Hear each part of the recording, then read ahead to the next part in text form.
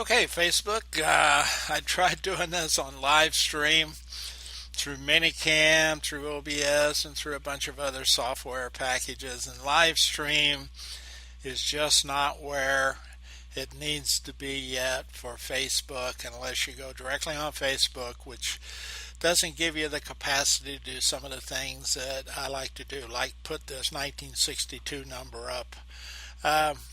What I want to talk about quickly, and I'll try to make this real quick, is this idea of living under a nuclear threat today.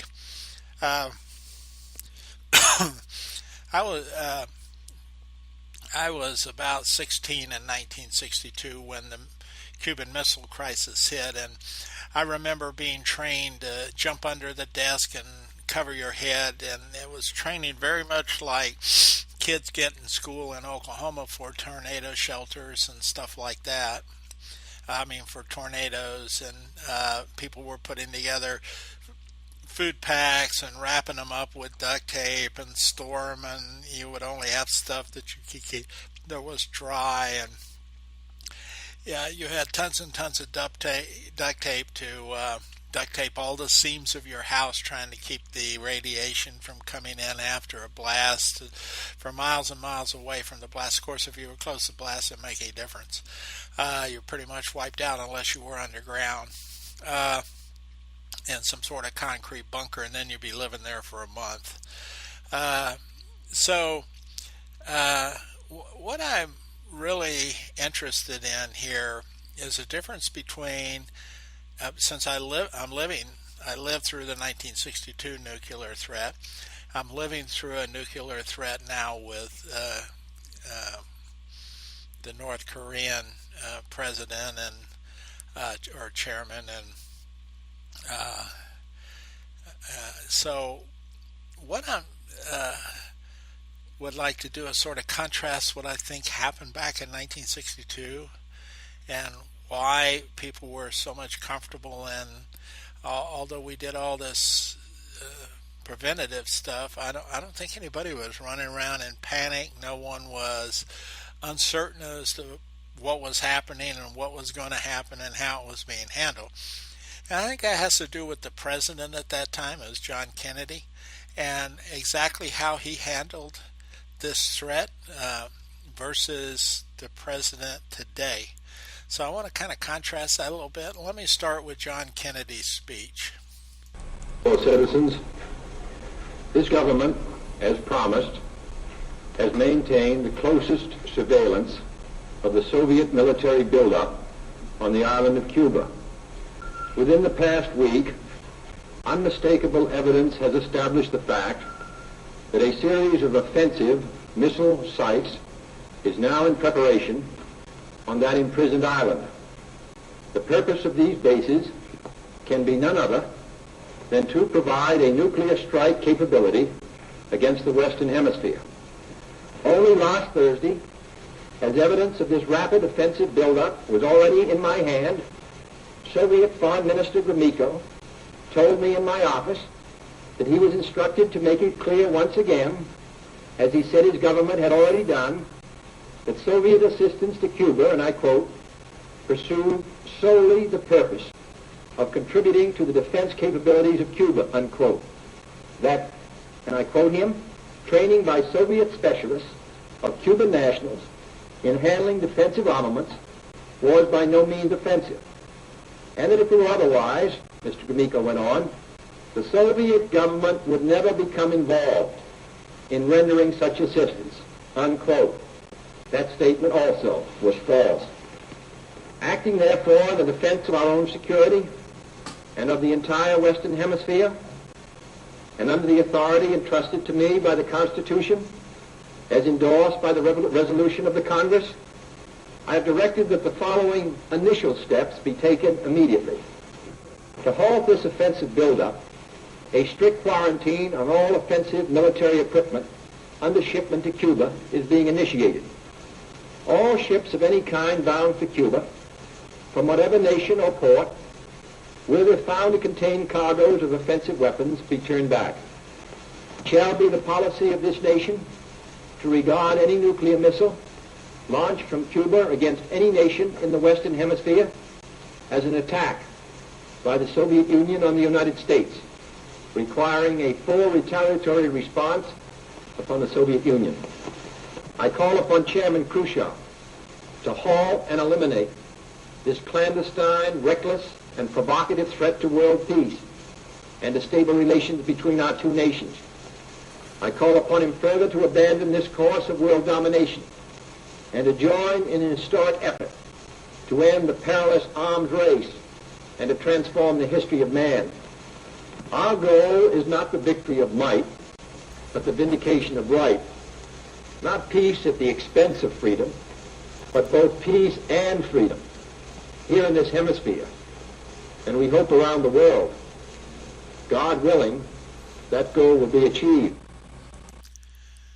That's a pretty good speech, and I'll tell you what's really critical about this. There are two or three basic things that are important to understand here.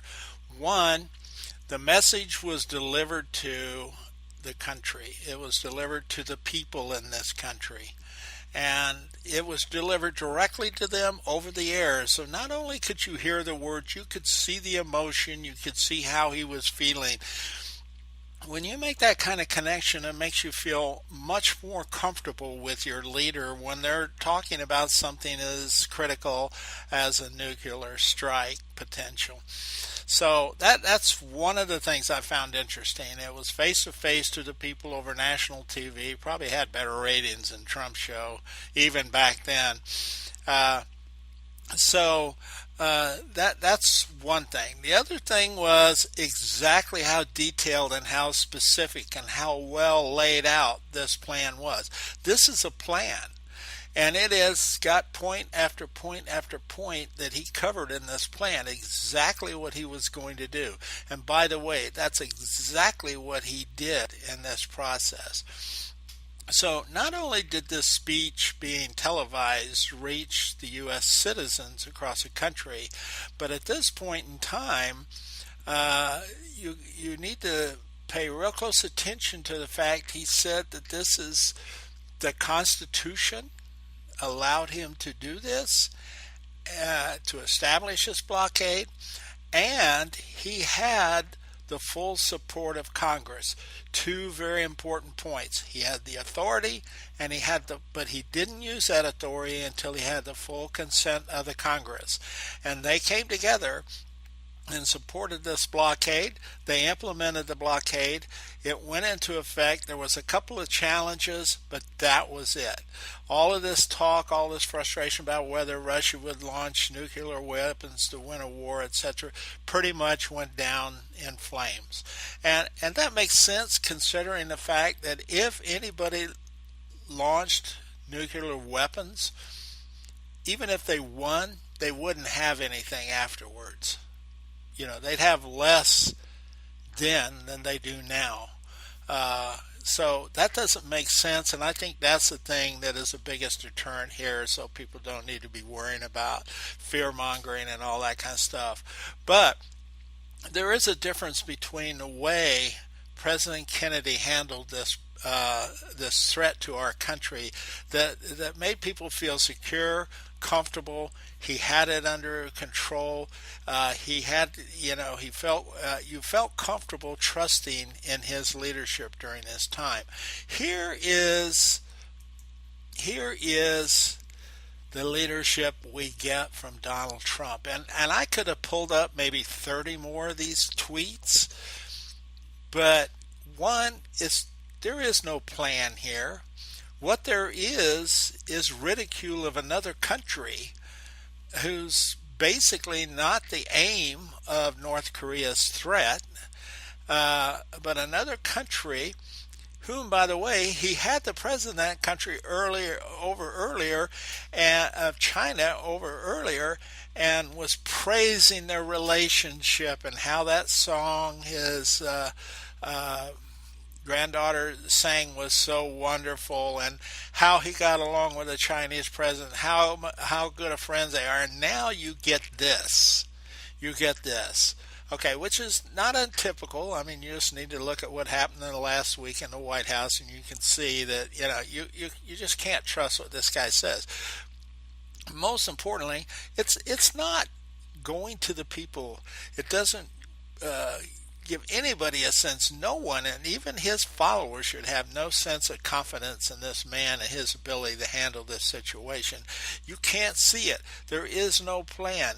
There is no action to be had. There is no interface with Congress to try to define exactly what should happen.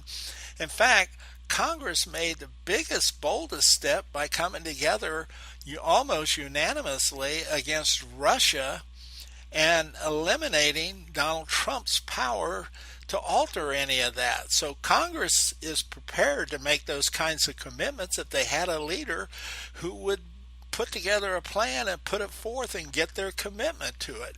But he's not doing that. I mean, it's like everything's just discombobulated and nothing connects, and there's no way to know what he's saying. He won't talk to anybody. He won't get in front of anybody. I'm not too sure he didn't hire Scaramucci to come in there and fire Rice Priebus and Sean Spicer and then kick him out because he couldn't do it himself. So this is the thought process about this president versus John F. Kennedy back in 1962. And that was in 1962. Okay? We have so much more information, so much more technology today. So it just brings my thoughts to the point where we don't have leadership in the White House, and we're in some very turbulent times, and we need leadership. And so I don't know how it's going to resolve, but it needs to get resolved, and it needs to get resolved fairly quickly. I just don't know whether Donald Trump, well, I don't know. I know Donald Trump doesn't have the wherewithal to get it done.